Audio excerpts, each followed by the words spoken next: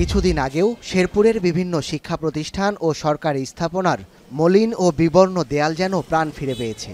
যেসব দেয়ালে একসময় বিভিন্ন পণ্যের বিজ্ঞাপন ও রাজনৈতিক স্লোগানে ভরে থাকত, সেখানে এখন শিক্ষার্থীদের রং তুলির আঁচড়ে ফুটে উঠছে গ্রাফিতি ও প্রতিবাদের বিভিন্ন স্লোগান। এসো শেরপুর সাজাই গ্রুপের উদ্যোগে জেলার ডিসি গেট, থানামোড়, শাপলা চত্বর ও বিভিন্ন শিক্ষা প্রতিষ্ঠানে শিক্ষার্থীদের আঁকতে দেখা যায় নানা চিত্র। কেউ পেশাদার না হলেও তাদের রং তুলিতে ফুটে তুলছেন বৈষম্যহীন নতুন বাংলাদেশের চিত্র। যত দেওয়াল ক্ষতিগ্রস্ত হয়েছে সবাই মিলে একসাথে কাজ করব।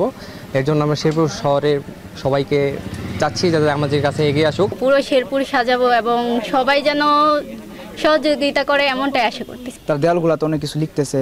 আমাদের যে 2024-এর যে আমাদের যে গণঅভ্যুত্থানটা ছাত্রদের জনতার, তো এই বিষয়গুলো তারা দেয়ালের মধ্যে ফুটিয়ে তুলছে। এসব গ্রাফিতি ও ক্যালিওগ্রাফি অঙ্কনে বিভিন্ন কলেজের শিক্ষার্থীদের পাশাপাশি যোগ দিয়েছেন মাদ্রাসার শিক্ষার্থীরাও। ক্যালিওগ্রাফিতে ছাত্র অভ্যুত্থানে শহীদদের প্রতি শ্রদ্ধার পাশাপাশি উঠে এসেছে সাম্প্রদায়িক সম্প্রীতির কথা। বাংলার পাশাপাশি আরবি সৌন্দর্য যেন আমাদের বাঙালির মধ্যে একটা সৌন্দর্য ফুটে ওঠে।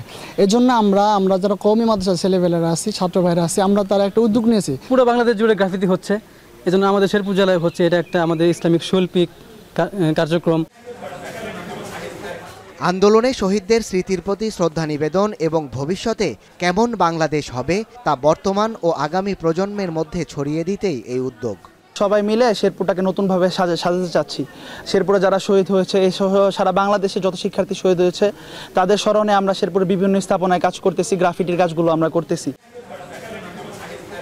বৈষম্যহীন নীতির বাস্তবায়নে প্রতিবাদের ভাষা হিসেবে বেছে নেওয়া হয়েছে গ্রাফিতি, যা বলা যায় না তাই যেন রং তুলিতে ফুটিয়ে তোলা হচ্ছে।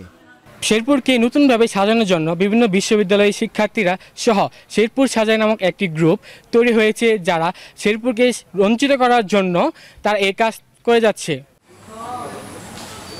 সাম্য, সম্প্রীতির ও অসাম্প্রদায়িকতার চিত্র ফুটিয়ে তুলতে শেরপুরের বিভিন্ন শিক্ষা প্রতিষ্ঠানের শতাধিক শিক্ষার্থী অংশ নেন।